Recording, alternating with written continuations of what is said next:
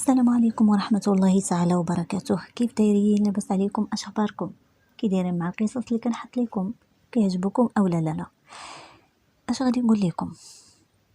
بزاف المتتبعات مؤخرا كيقولوا لي ما تبقايش تقلدي لينا صوت الراجل، راه كيزعجنا. راه والله القسم راه انا براسي ما نكذبش عليكم، راه حلقي كيضرني، راه كياخذ مني مجهود، راه ماشي بالساهل. غير جربوا نتوما راسكم وقولوا لا بقيتي ديري صوت راجل لواحد المدة من الزمن، من الوقت، بالساعة، بالساعتين، 3 سوايع، اش غادي تحسي بحلقك.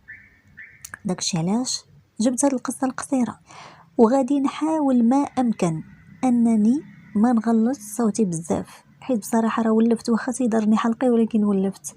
غادي نحاول غناخدها كتجربة معكم، ونبغي تخليو ليا في الاراء ديالكم واش هكا حسن اولا نبقى في العادي. عارفة الآراء كتختلف وغيجيوني تعاليق منكم كل واحدة والرأي ديالها، ولكن أنا كنحاول نرضي جميع الأذواق وكندير اللي في جهدي باش نخليكم معايا مرتاحات. ملي تكونوا تستمعوا للقصة تسمعوا ليها وانتم مستمتعات، ماشي ما حاملينش أنكم تكملوها. المهم غنبداو في قصتنا ديال اليوم على بركة الله، وكيف قلت لكم راه قصة ما طويلاش. درت أول خطوة في الشركة بطالون فحمي اللون، تبعت الرجل الثانية ووقفت في بلاصة مصدومة، هزت عيونها البنية مبهورة بجمال الشركة الفاخرة والديزاين الخرافي، وأناقة الموظفين اللي قدامها غاديين جايين ولباسهم الموحد الجذاب. أكبر شركة في المدينة، حلم كل مصمم. كانت أنثى جميلة جذابة بمظهرها الكلاسيكي العملي، في جيبة قصيرة سوداء بينت بيضة سقانها وقوامها الممشوق وخسرها الدقيق المنحوت، مع قميجة بيضاء أول صديفة مفتوحين بين الفرق ديال صدرها، في جسد متفجر بالأنوثة، عطرها سابقها وشعرها البني منسادل على طول ظهرها. حاسة براسها وعجبة زينها، كتمايل في مشيتها، وصوت كعبها العالي اللي سمعو كيهز النظر فيها. عيونها البنية بلون القهوة المرة والممزوجة بالعسل، بالقوة والكبرياء الظاهر فيها. خدود وردية وابتسامة تحدي على شفايفها الوردية، كتحدى أي واحد شافها ما يتأثرش بجمالها. رموشة كتاف وحجبان المرسومين من عند الله، جذابة. دخلت الاستقبال والموظفين اللي غادي واللي جاي كتبان ليهم ندى بحال شي جوهرة واقفة. هزت البنت اللي في الاستقبال راسها في ندى وهي تبهض بدورها بجمالها. تنطقات ندى بصوتها الرقيق والحنين: سلام، أنا جيت على حساب المقابلة وضيفة مساعدة المدير. مرحبا، طلعي الطبق الثاني على يدك اليمين. شكرا أختي. في اتجاه الدروج غادية ندى كتمايل بخطواتها والكل متبع ليها العين، وهي طالعة كتشوف البنات نازلين وبين على وجههم الانزعاج، واللي شافتها كتعجب منظرها وجمالها. زعمات وهي تسول بنت منهم: اختي، واش تنتي جيتي على حساب المقابلة؟ ايه، الا كنتي تنتي جيتي على حسابها غير رجعي، حيت غتكوني مساعدة ديال المدير مريض بالوسواس، والثمن الاسئلة والطلبات راه ما تقدري عليهم، غير شي وحده اللي غتكون مساعدة آلية. ويتنزل البنت راسها هبطت كاعية، اما هي كانت هي غترجع في حالها وهي تفكر المسؤولية ديال راسها والاحتياجات ديالها فرضت عليها باش تكمل الدرجات اللي بقاو لها للطابق الفوقاني. زينة خلى اللي شافها يبقى حال فمو فيها، بالخصوص ملي دخلتها البنت اللي مكلفة لقاعة الانتظار. بعد ما دارت فيها الشوفات ديال الغيرة، لقات البنات سابقينها، غير دخلات كل شي شاف فيها كيطلعوا يهبطوا في جمال جسدها الفاتن، وهما تيعوجوا فامهم وتيتغامزوا عليها، خافوا على بلايصهم. البلاد عندنا غادية غير بالمظاهر، كنتي زوين غادي توصل، كنتي خايب غادي تحصل. البنات ما حيدوش عينيهم عليها وهي قالبة وجهها وما عاطيهمش اهتمام، متوترة وخايفة حيت بزز باش لقات هاد الشركة راه محتاجين لمساعدة مدير.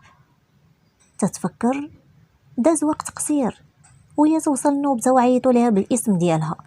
مشات بخطوات بطيئة ومترددة البيرو، تسد الباب لقات راجل ومرأة، المسؤول عن الموظفين ونائبة المدير، بلباس رسمي عبارة على كوستيم أزرق مغلوق مايل للسواد ديال الراجل وكوستيم رمادي مفتوح ديال المرأة.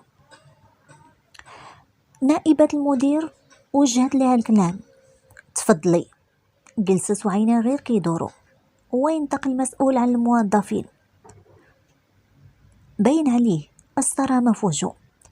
ندى بناني، انت هنا في مقابلة ديال عمل عبارة عن وظيفة مساعدة المدير، مستعدة نبداو؟ بقات ساكتة لثواني قلال. مستعدة. عاود نطقت النائبة، غادي نبداو بالطلبات. اول حاجة ممنوع الروتار العقاب ديالو الطرد.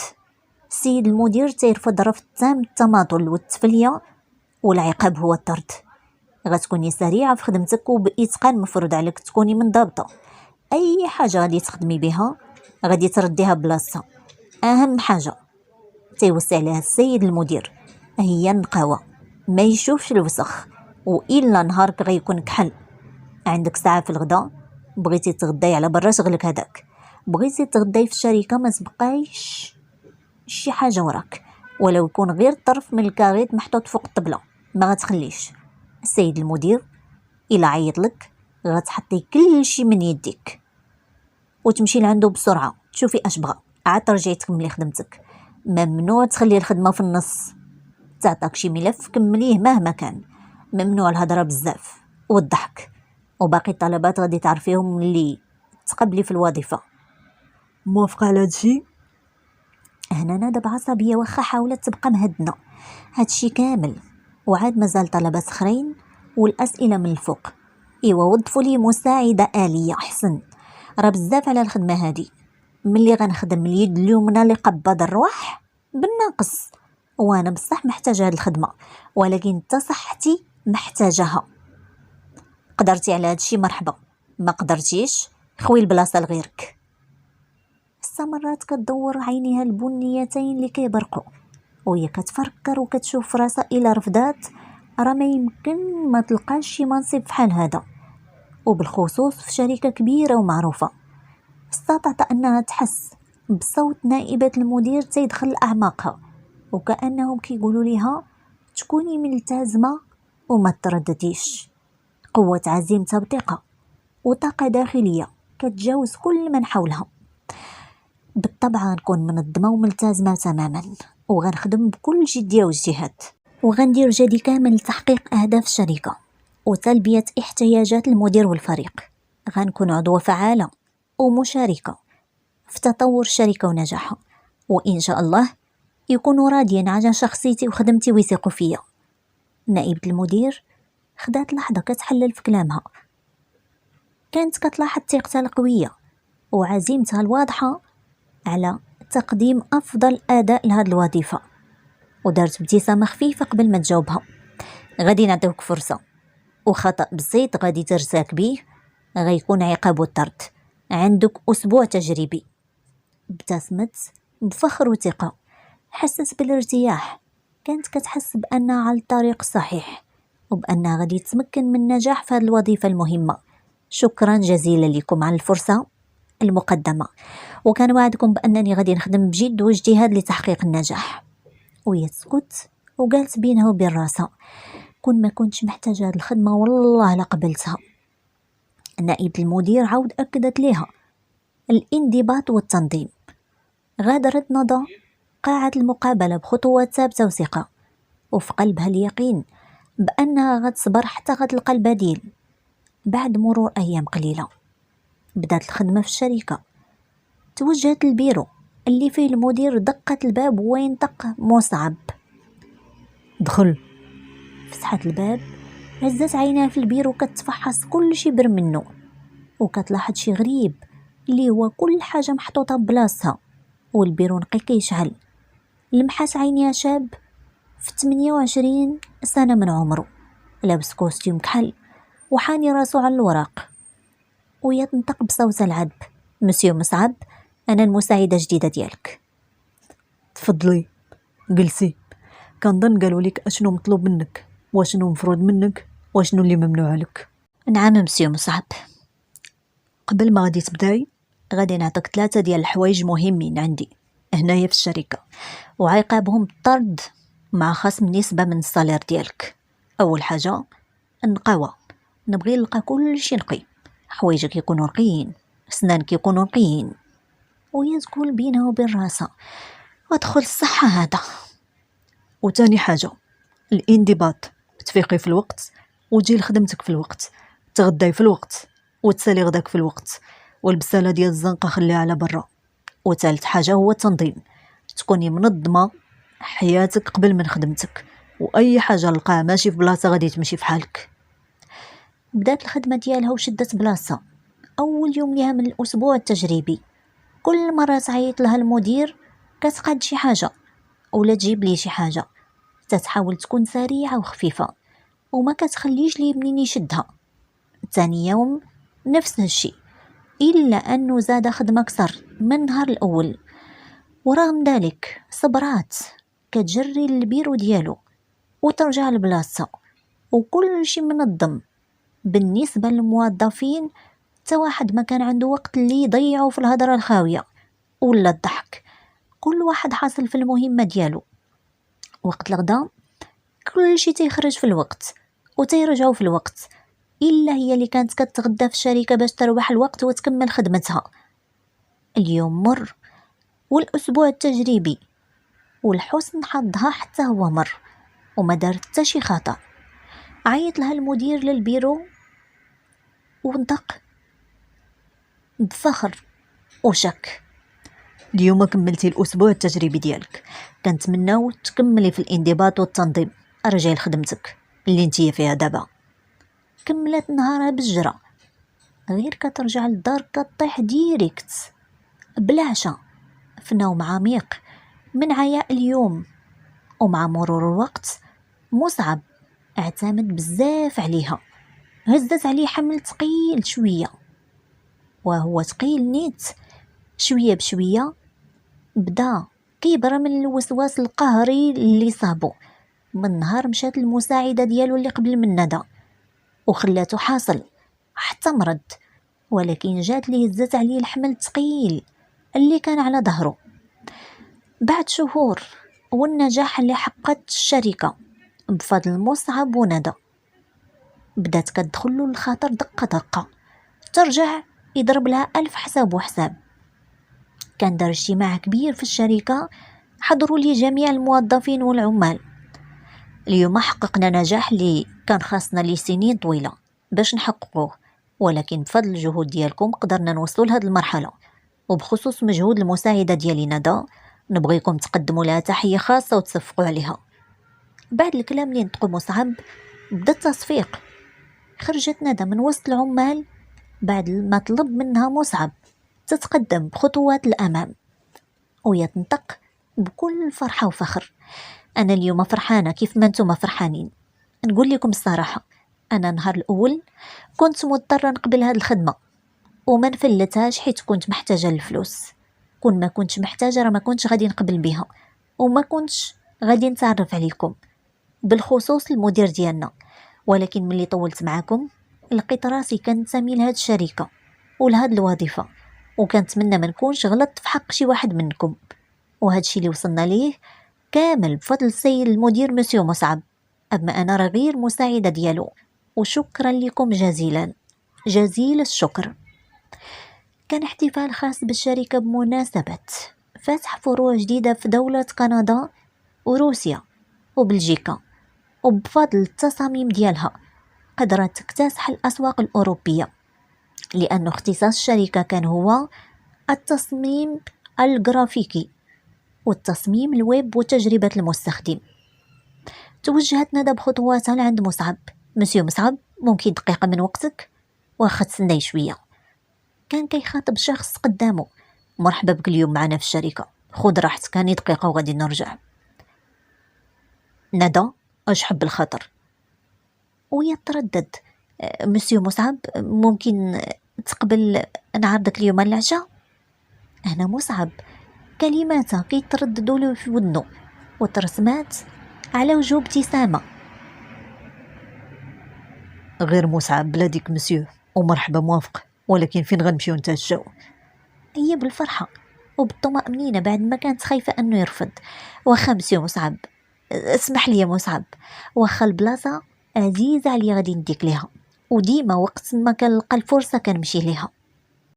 وفعلا وصل وقت العشاء ونادو خرجوا من بعد ما كملوا خدمتهم، وغاديين وهي كتولي في اتجاه ديال الطريق اللي باغا ديه ليها، حتى وصلوا لواحد البلاصة ونزلوا وهو غير كيدور في عينيه. زوينة ياك؟ ديال ولاد الشعب، بلاصة متواضعة ماشي فحال الريستورات والمطاعم الخاصة اللي كتمشيو ليها نتوما صحاب الفلوس. هنا بدا كيحس بالتردد وشوية ديال الندم. واخا صافي نصبر. بعد لحظات جاب ليهم البوتشي مع المناضة هواي.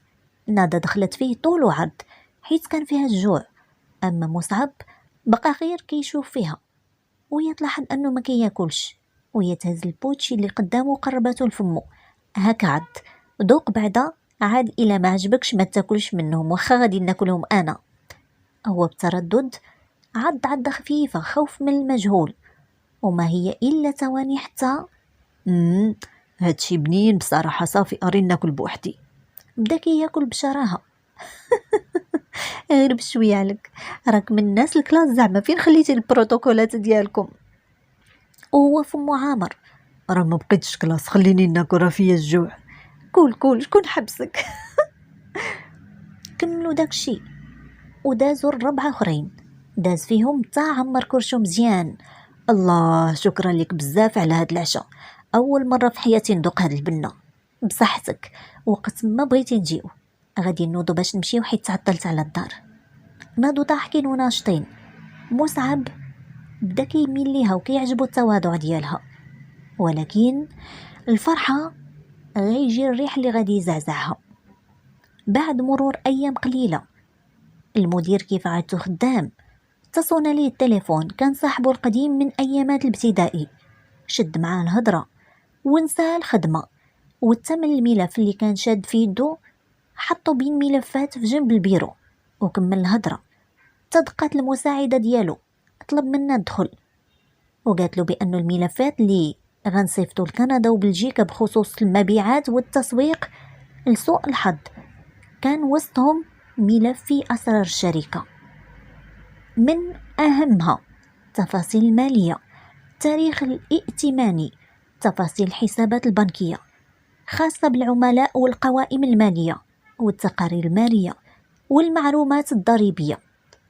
شير بيدي وهي تهزهم وخرجت حطاتهم لعندها قبل ما يترسلوا، خاصة تسكانيهم في البيسي ويدوزوا للمراقب مسؤول على أي حاجة كتخرج من الشركة، عاد يترسلوا للوجهة المحددة. تدوزتهم كاملين في السكان، عاد لاحظت بأنها بالغلط دوزت داك الملف اللي فيه معلومات سرية وما ردتش البال الوراق ولا العناوين. كتهز ورقة وتحطها فوق آلة خاصة بالسكانر، جمعتهم في ملف هو يتم داخل مول الشي اللي هو الباترون. دغيا ساق الأخبار تم داخل البيرو ديال مصعب، هو معصب وباين عليه منرفز. تبعاتو نادا بخطاويها المتسارعة، دخل البيرو كيهضر وهو توصل لباب الشركة. قطع مصعب على صاحبه حتى التليفون، هو ينطق مول الشي بعصبية. كنت عارف غادي يطيح في هذا المشكل، عارف راسي محزم بالشمايت. كون خرجوا هاد المعلومات من الشركة وطاحوا في يدي المنافسين ديالنا، الشركة غادي تسد بسبب الهبال ديالك وعدم الكفاءة. كيغوت كل شي كيسمع. تدخلات بصوت الأنثوي باين عليها الحزن. سيدي، انا اللي درت الغلط، راه ما نعس مزيان وهادشي دار ليا مشكل وما رديتش البال حتى خربقت الملفات، وانا مستعده لاي عقاب. هو يدور لعندها هو معصب. جمعي لي راسك، خرجي من هنا، ما نعاودش نشوفك في هاد الشركة. بما انك درتي غلط اليوم فراك غادي تعاوديه غدا. أزات عينيها في مصعب اللي حتى هو شاف فيها بحزن وقلق. خرجات تتبع وقف عليها، هزت ساكة وحويجها، دار داك الملف السري في يديه وجر عليها قدام الموظفين وهي حانية راسها ومتقبلة العقاب ديال مشكل ما دارتوش. خرجت وهي كتسنى في الطاكسي، خرج مول الشركة في سيارته ديمارا وغبر وسط السيارات. توقفت ليها الطاكسي وطلعت وهي كتخمم كيفاش غادي تلقى خدمة أخرى. بقات على داك الحال كتخمم حتى وصلت لدارهم. نزلات يلا بغات تحل باب الدار حتى شافت السيارة جاية من وراها. جات بسرعة وقفت ملي عرفاتو راه هو المدير مصعب، وهي تقول بينها وبين راسها علاش تبعني ياك ما بغى يردني. نزل من سيارته وفي يدي واحد الجوا ابيض وتقدم بخطوات لعندها وابتسامة خفيفة. ندى راه ما كانش عليك ديري داكشي، سمحي لي، راه ما قدرتش نهضر ومول الشي راه هو الاب ديالي، ولكن حتى حد راه ما كان عارف وحتى واحد ما غادي يعرف. الاب ديالي راه عنده كل شيء بحال بحال وما تيبغيش يبين تعامله ليا في الخدمه نهائيا. هو عارف انا اللي درت الغلط، ولكن ملي تدخلتي انتيا فضل انه يجريك لك على انه يخليك باش باقي الموظفين ما يدسروش وكل واحد يدير خدمته. والشركات المنافسه راه كتسنى منا غير غلط بحال هذا باش يطيحونا. ودابا جيت نطلب منك السماح على داكشي اللي دار الوالد ديالي وعلى الغلط اللي درت، وهاد الجواره في خلاصك اللي بقى كتسالي ومع واحد تعويض. ندى بقات مصدومه، ما عرفت ما تقول ولسانها تعقد. شدات داك الجوا وهي متردده، ومصعب دغيا رجع طلع في طوموبيلتو ومشى بلا حتى ما يسمع منا حتى شي كلمه. فتحت داك الجوا بعد ما دخلت للدار لقات ما وباها كيتسناوها والجوا فيه قيمه بشيك 5 ديال المليون، خلاصها وربعة الاخرى كامله تعويض. ما عرفاش علاش دار هادشي، واشنو السبب اللي خلاه يعطيها هاد الفلوس كاملين. فرحات وفرحت والديها، الا انه الاستغراب ما فارقهاش وتساؤلات كتيره في راسها. بعد مرور 3 أيام بالضبط، نهار السبت في الصباح فاقت من نعاس، غسلات لبسات حوايجها حتى كتسمع شي اصوات ديال الناس معاهم في الدار وما قاسه كترحب. حلات باب بيتها بشويه كتطل بنص عين، كتطلع للصالون حتى كتفاجأ بمصعب هو وباه وامو جالسين والطبله قدامهم عامره بالحلويات والكادويات وهما كيهضروا. تنطق اب مصعب اللي الاسم ديالو نضال واللي هو مولشي. سيدي لا اليوم جينا طالبين راغبين في يد بنتكم ندى على سنة الله ورسوله، ربيتوها أحسن تربية وعلمتوها التعامل والتواضع وأخلاقها وانضباطها، وهم اللي خلاونا نجي ونخطبوها لولدنا. هنا ناضت ام ندى ضربتها لك بواحد مولاتي تزغري تفاعلت هركه وتتبارك ليهم. الاب ديال ندى وافق بدون تردد حيت كان عارف بنته مع من تتخدم. ناضت امها لعندها للبيت تا كيسمعوا التزغريت من بيت ندى. لبساتها قفطان مغربي اصيل مخليه غير المناسبات، بعد ما دارت ليها ماكياج خفيف زاد جمال على جمال. ماما شنو واقع؟ زهرك جتال عندك الزين ولاباس عليه بلا ما تناقشي تتشوفيه. دخلاتها هي كي شافتو تبهضت وعينيها خرجوا، قلبها بدا كيدق بالجهد. تزنقت سلمت عليها وما يجلسوا حداه. مصعب اللي همس ليها حدا ودنيها هو مبهور بجمالها. هبلني زينك وبتعاملك داويتي وسواسي، تقبلي تشاركي معايا حياتي وتصبري العاج رفتي وهبالي. ابتسمت بخجل محركة راسها بالإيجاب وكلمات واحلين في حلقها من كثرة الحشمة. إيوا هذه كانت نهاية القصة اللي قلت لكم راه خفيفة ظريفة.